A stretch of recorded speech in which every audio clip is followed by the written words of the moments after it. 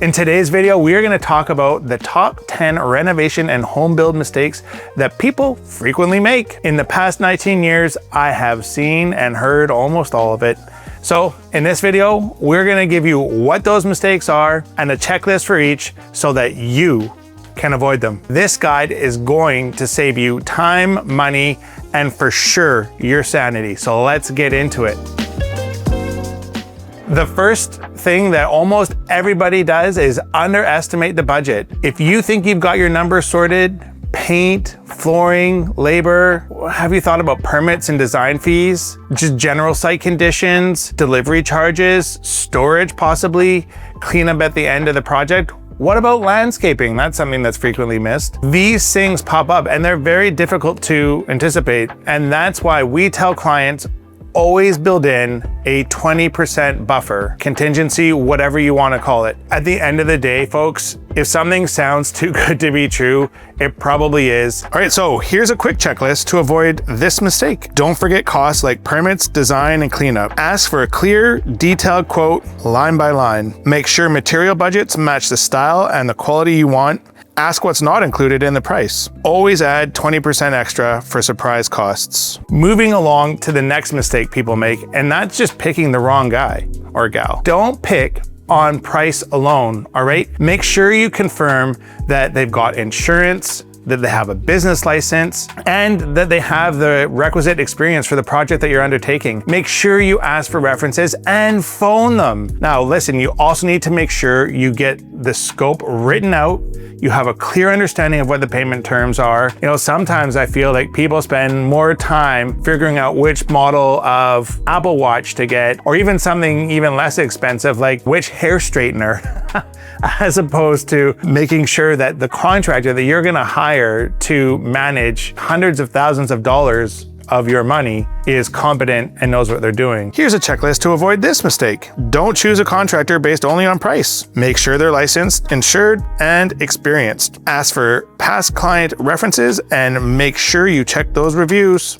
Get a written quote with clear scope, payment plan, and timeline, and make sure they communicate clearly and answer your questions. The third thing that we see happen a lot is projects starting without having sufficient planning. Anybody that says, let's just get started and figure it out as we go, this never has led to successful renovations. You really need the finalized layouts. You need to have 99% of your materials chosen. 100% would be even better, but sometimes that's a little bit difficult to do. You need to have your lighting and electrical mapped out so that everybody knows where everything is going to go. And most importantly, a clear schedule from start to finish, ideally with a Gantt chart. This is one of the most important aspects that we see happen on our projects. Inevitably, something gets delayed, something goes sideways, whatever the case may be. When you have something detailed out and written out, you can reorder things, you can change your predecessors and modify the critical path. And, you know, really being able to see that critical path on a Gantt chart is hugely valuable. I know that this industry is not a huge fan of technology, but I'm telling you folks, make sure you work with somebody that uses some form of project management software.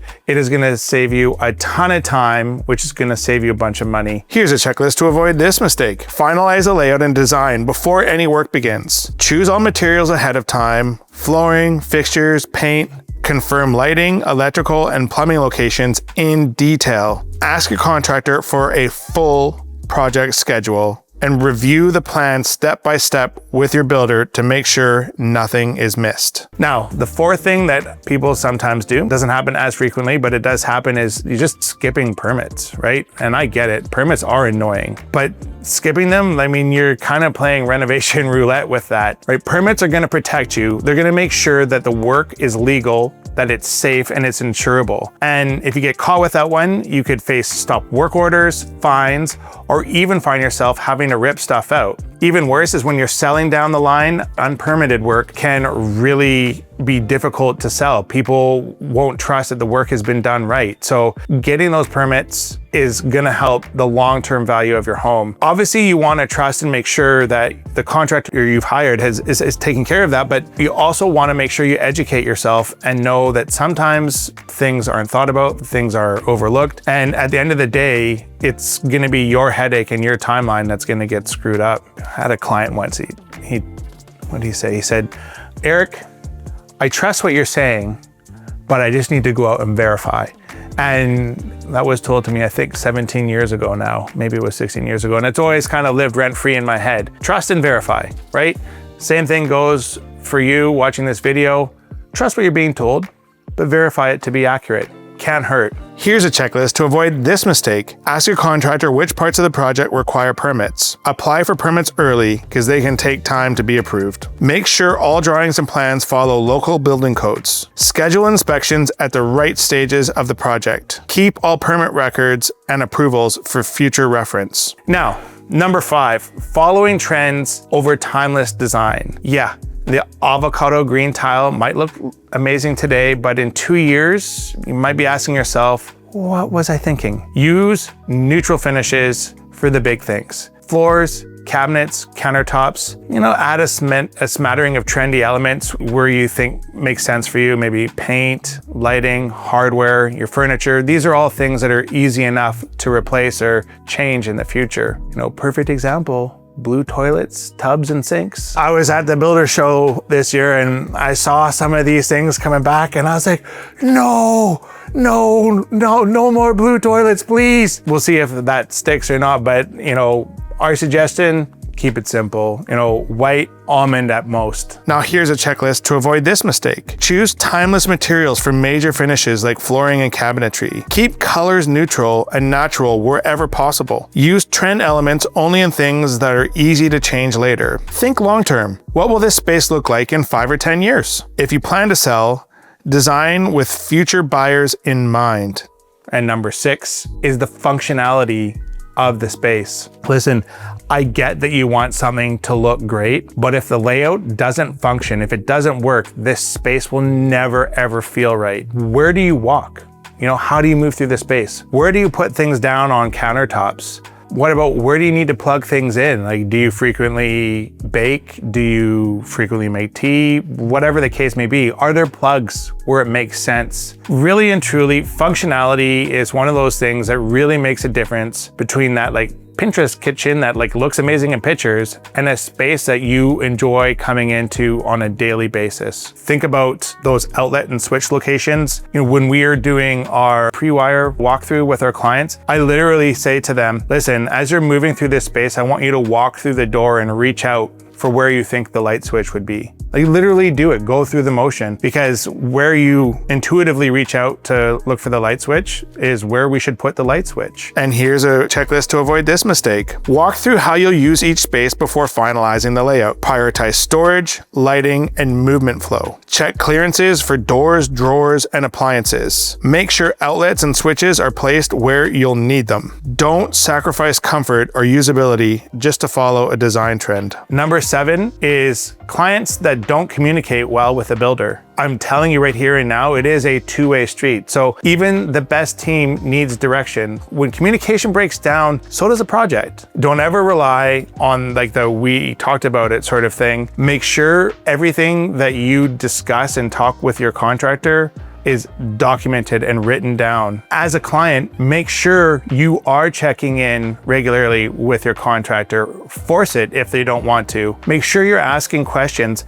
And if something feels not quite right, if something feels off, speak up. Don't wait. I always say there are no stupid questions, there's only stupid answers. Checklist for this: set regular check-in times with your builder or project manager. Confirm decisions and changes in writing, not just verbal. Keep a shared list of materials, finishes, and selections. Ask for updates on progress and schedule changes. Don't be afraid to ask questions if something seems unclear. The 8th thing that everybody knows about and everybody's heard about are making changes mid-project. Make sure you spend time up front and understand the design. I get really excited about this topic, I really do, because making changes midstream is so expensive. It means your project is gonna take longer to do. It's for sure gonna cost more. One of the things that a lot of people don't realize is that we book our drywallers or our electricians weeks, sometimes months in advance. Those trades, they book themselves into clumps, right? When they go and they get set up on a project, They are there to get the project done. Like, I have yet to meet a drywaller, an electrician, or a plumber that's content to like come in for 4 hours one day, come in 2 days later and do another 6 hours or whatever else. Like, they want to come in, they want to get the job done, because half the battle is getting tools into the project. What happens is when we change a schedule, the electrician could have like a 2-week window that they have allotted for your project. And if you push them out, they're like, cool, no problem. My next project is a 3-week time commitment. So if you don't let me start today, like you've got me scheduled, the next availability that I have is 3 weeks in the future. So changing that could, in some instances, mean a 3-week delay to your project. Unless it's absolutely requisite for the success of the project, don't make changes. Finalize all design choices before construction begins. Review materials, layouts, and finishes carefully ahead of time. Understand that mid-project changes can delay timelines and increase costs. If you must make a change, group all changes together to reduce disruption. Ask your builder how each change will affect the schedule and budget. The 9th mistake that we see clients make sometimes is ordering materials at the wrong time. When things are there too early, there's no place to store it frequently. It can get damaged. And then when you order it too late, you can have delays, back orders, you can find yourself panic shopping. So, think about lead times for things like windows, cabinets. Those can be as many as 3 months. Appliances can be 6 to 9 months. So make sure you plan smart. Plan. So checklist on the ordering. Ask your builder for a material timeline based on your project schedule. Order long lead items like windows, doors, and cabinets early. Wait to order finished items like paint, flooring, or fixtures until the site is ready. Double check all specs and measurements before placing any order. Keep a record of all order confirmations and delivery dates. Now, the last thing that we see people making big oopsies on is overbuilding for the neighborhood, right? If your reno turns a $900,000 house into a $1.4 million unicorn in a $950,000 area, you're not gonna get your money back. It's not about cutting corners, it's about being strategic with the upgrades. So our suggestion is talk to a realtor and figure out what's normal in your area. We suggest designing for yourself, but always in the back of your mind, think about what resale looks like. We suggest prioritizing kitchens, bathrooms, functionality. Avoid really like niche, super hyper customized things. And more than anything else, build what is gonna bring you joy. Doing something that you're gonna be excited to come home to every time. This is always a good way to spend your money and to improve your home. Understand the average home value in your neighborhood. Talk to a realtor about what upgrades add the most resale value. Focus on improvements that offer a strong return, like kitchens and bathrooms. Avoid over customizing your layout or finishes for personal taste only. If you're renovating for yourself, balance comfort with long-term value. If you avoid the mistakes that we've just talked about, you will end up with a home that is going to work really well for you and your family, and it's going to come in on time and on budget. If this video was helpful in any way, shape, or form, I sure would appreciate if you'd like and subscribe. Stay tuned. I've got plenty more content and plenty more opinions and thoughts to share with you. In the meantime, thank you so much for watching, and stay awesome.